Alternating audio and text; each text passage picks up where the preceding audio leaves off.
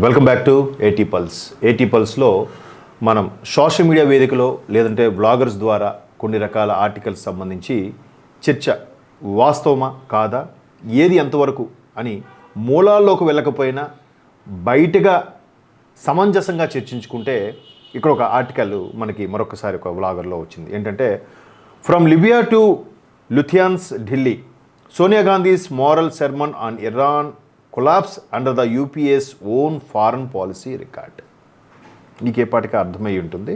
అంటే వీళ్ళ ప్రభుత్వం ఉన్నప్పుడు ఏ విధంగా చర్యలు తీసుకున్నారు, ఏ విధంగా స్పందించారు, ఇప్పుడు ఎన్డీఏలో మోదీ 3.0 వచ్చినప్పుడు ఏ విధంగా విమర్శలు చేస్తున్నారు రాహుల్ గాంధీ గారు అనేది ఒక కీలకమైన అంశం.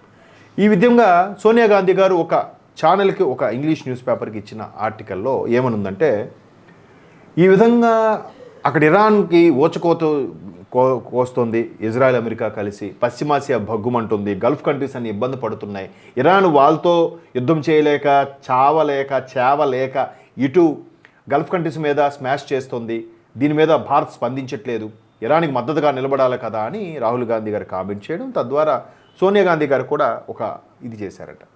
అసలు కాంగ్రెస్ హయాంలో ఈ మధ్యకాలంలో సోషల్ మీడియాలో వచ్చిన ప్రతి ఆర్టికల్ చూస్తే గతంలో కాంగ్రెస్ ప్రభుత్వం, యూపీఏ ప్రభుత్వం కానీ కాంగ్రెస్ ప్రభుత్వం కానీ ఉన్నప్పుడు తీసుకున్న నిర్ణయాలు ఏవైతే ఉన్నాయో అవన్నీ చాలా తప్పిదాలు, చాలా వరకు పూర్తి స్థాయిలో సెటిల్ చేయకపోవడం వల్ల ఇప్పటికీ ఆ ఘర్షణలు కొనసాగుతున్నాయి అనేది ఒక అంశంగా ప్రతిదీ సోషల్ మీడియాలో వైరల్ అవుతుంది. ఈవెన్ మహాత్మా గాంధీకి సంబంధించిన విషయాలు కూడా కొన్ని బ్యాడ్గా మనం చదువుతూనే ఉన్నాం. మేబీ వాస్తవాలో అవాస్తవాలో మనకు తెలియదు, కొంతవరకు వాస్తవాలు అయితే జరగచ్చు అని కూడా ఉంది.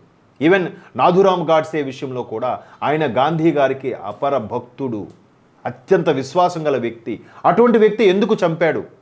అతను ఒక పత్రిక కూడా నడిపించాడు, సనాతన ధర్మానికి సంబంధించిన ఒక పత్రిక నడిపించిన ఒక నాథురామ్ గాడ్సే ఎందుకు అలా ప్రవర్తించాల్సి వచ్చింది, ఎందుకు గాంధీ గారిని హతమార్చాల్సి వచ్చింది అనే దాని మీద కూడా మనం ఆర్టికల్స్ చూస్తున్నాం, చదువుతున్నాం. అయితే ఇప్పుడు యూపీఏ గవర్నమెంట్ ఎన్డీఏ గవర్నమెంట్ మీద విమర్శ చేస్తుంది కదా, మీరు గతంలో మీరేం చేశారు అనే దాని మీద సోషల్ మీడియాలో హల్చల్ అవుతుంది. ఎందుకంటే 2011 అంతకు ముందు జరిగిన పరిణామాలు ఒకసారి తీసుకుంటే 2004 నుంచి 2014 వరకు కూడా యూపీఏ గవర్నమెంట్ మన్మోహన్ సింగ్ ప్రధానమంత్రిగానే నడిపించారు.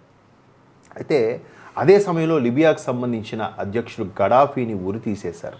ఎవరు? అమెరికా. అంతవరకు లిబియా చాలా అభివృద్ధి చెందింది, చాలా ఇది ఉంది, సైనిక బలం పుంజుకుంది, ప్రపంచ దేశాలతో పాటు పోటీ పడుతూ పెరిగింది. అయితే అధ్యక్షుడు గడాఫీ వాళ్ళందరికీ, ఒక ఇరాక్లో సద్దాం హుస్సేన్ ఎలాగో ఇక్కడ కూడా గడాఫీ పూజలు అందుకునే నాయకుడు. మరి ఆయన ఎందుకు ఉరి తీశారు, చంపారు? అమెరికా అది ఎలాగూ ఒక దళారీ వ్యవస్థ, ఒక పుస్తకం ఉంది, మీరు కావాలంటే చదవచ్చు.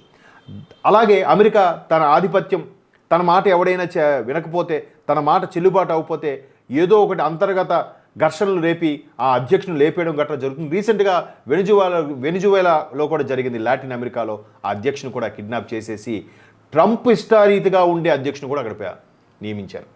సో ఇప్పుడు ఇరాన్లో కూడా అదే పరిస్థితులు రాబోతున్నాయి. ట్రంప్ ఒక స్టేట్మెంట్ ఇచ్చారు, నెక్స్ట్ సుప్రీం కమాండర్ ఎవడైనా సరే ఇరాన్కి నా అనుచరుడు ఎవడైనా అయితే బాగుండేది, నాకు ఇష్టమైన వ్యక్తి అయితే బాగుండేదని కామెంట్ చేశాడు. అది వెటకారం అవ్వచ్చు, సీరియస్ అవ్వచ్చు. సో నెక్స్ట్ సుప్రీం కమాండర్ ఎవడొచ్చినా సరే మేము లేపేస్తామని చెప్పి ఆల్రెడీ ఇజ్రాయెల్ ఒక స్టేట్మెంట్ ఇచ్చింది.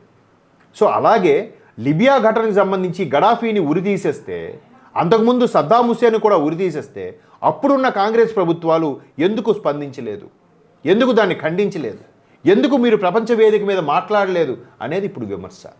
ఇప్పుడు బీజేపీ ప్రభుత్వం ఉంది కదా, బురద జల్లేద్దాం అంటే బంగ్లాదేశ్ మీద వచ్చిన ఘటనలు, బంగ్లాదేశ్లో జరిగిన అల్లలకు సంబంధించి మీరు ఎందుకు మాట్లాడలేదు మోదీ గారిని అడగొచ్చు కదా. అక్కడ హిందువులను ఓచకోత కోస్తుంటే ఆ బంగ్లాదేశ్ని మీరు ఎందుకు ప్రశ్నించరు, పక్క రాష్ట్రమే, పక్క దేశమే కదా, పొరుగు దేశమే కదా అని ప్రశ్నించనే అని మోదీ గారిని అడగని ఈ పెద్ద మనుషులు ఇరాన్కి మద్దతు ఇవ్వాలంట. అంటే ఇరాన్కి తద్వారా పాకిస్తాన్కి మద్దతు ఇవ్వాలని కోరుకుంటోందా మీ కాంగ్రెస్ ప్రభుత్వం, క్షమించాలి మీ కాంగ్రెస్ పార్టీ అని బీజేపీ సూటి ప్రశ్న వేసింది. నిజమేనా కాదా ఒకసారి మీ ఆలోచన పరిధికే విడిచిపెట్టేస్తే, ఎప్పుడో నాటో మద్దతుతో కూడిన లిబియా తిరుగుబాటు సమయంలో కూడా ఈ గడాఫీ పట్టుబడి చంపడ్డాడు. అలాగే అక్కడున్న పాలన కూడా మార్పులు జరిగాయి, అంతర్జాతీయంగా జోక్యం చేసుకునే పరిస్థితి వచ్చినా కూడా అప్పుడు యూపీఏ గవర్నమెంట్ ఏదైతే ఉందో ప్రధాని మన్మోహన్ సింగ్, పేరుకే ప్రధాని మన్మోహన్ సింగ్, కానీ చాలా సందర్భాల్లో అక్కడ సోనియా గాంధీ గారి నిర్ణయమే ఫైనల్.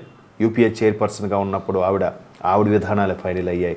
ఒకనొక సందర్భంలో ప్రధాని తీసుకున్న నిర్ణయాలు కూడా అప్పటి సెక్రటరీగా ఉన్న ఏసీ సెక్రటరీగా ఉన్న రాహుల్ గాంధీ గారు కూడా దాన్ని విమర్శించి ఆ విధానాన్ని తప్పుపట్టిన సందర్భాలు కూడా ఉన్నాయి.